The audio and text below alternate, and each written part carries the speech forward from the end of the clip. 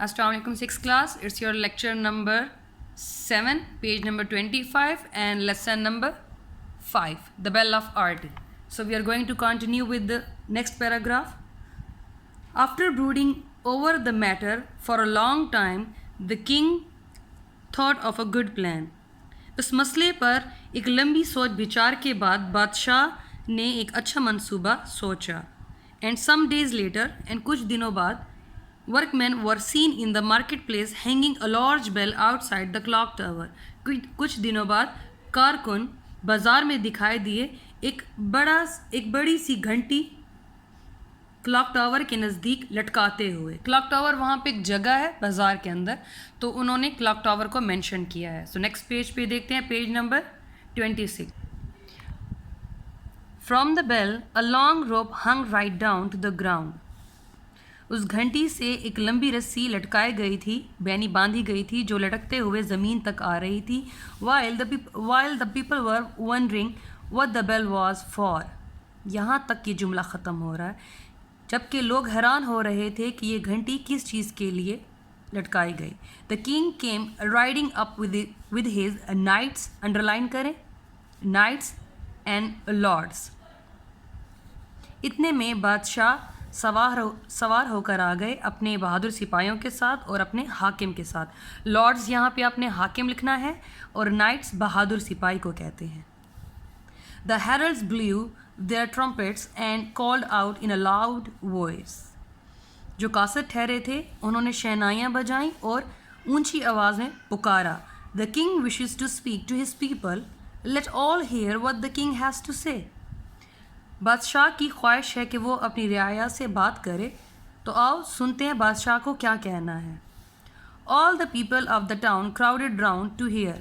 तमाम लोग शहर के हजूम बनाकर इर्द गिर्द इकट्ठा हो गए सुनने के लिए. And the king said in a loud voice. और बादशाह ने ऊंची आवाज़ में कहा, Listen to me, my people. मेरे लोगों, मेरी बात सुनो. You're wondering why I have hung this bell in your marketplace. कि आप हैरान हो रहे हैं कि मैंने ये घंटी आपके बाज़ार में क्यों लटकाई है. It is the bell of justice. ये इंसाफ की घंटी है. Whenever any one of you is wronged. जब कभी आप में से किसी के साथ भी गलत होगा, किसी के साथ जुल्म होगा. यहाँ पे wronged के दो मतलब आपने लिखने हैं, जुल्म और दूसरा गलत. इसको भी अंडरलाइन कर लें, रॉन्ग, जुल्म या गलत. Let him pull the rope. उसे रस्सी खींचने दो. And ring the bell. और उसे घंटी बजाने दो. I shall hear it. मैं इसे सुनूंगा. And at once one of my जजेस will come to attend to the complaint. और एक ही दफ़ा पर मेरे काजी. You better know what is the meaning of judge, right? But I need to tell you the meaning. काजी. आपने इसको भी note कर लेना है. मेरे काजी वहाँ पर पहुँच जाएंगे शिकायत सुनने के लिए. कंप्लेंट, शिकायत, तकलीफ़. तो यहाँ पे आप शिकायत लिख सकते हैं. As the judge will have to report to me afterwards.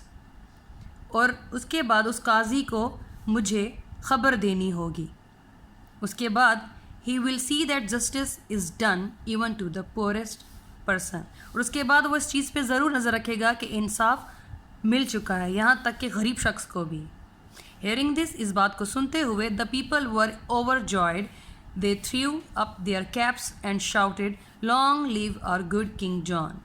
ये बात सुनते हुए लोग बहुत ही खुश हो गए और उन्होंने खुशी से अपनी टोपियाँ हवा में फेंक दी और चिल्ला कर बोले कि उम्र दराज रहे हमारे अच्छे बादशाह जॉन की. तो यहाँ पर हमारा पैराग्राफ ख़त्म होता है. आपने क्या करना है, ये वर्ड्स मीनिंग नोट कर लेने हैं जो मैंने आपको यहाँ तक बताए हैं. Thank you so much. अल्लाह हाफिज़. आज का लेक्चर यहाँ पे ही ख़त्म कर लेते हैं और नेक्स्ट लेक्चर में आगे इसको फिनिश करते हैं इंशाअल्लाह.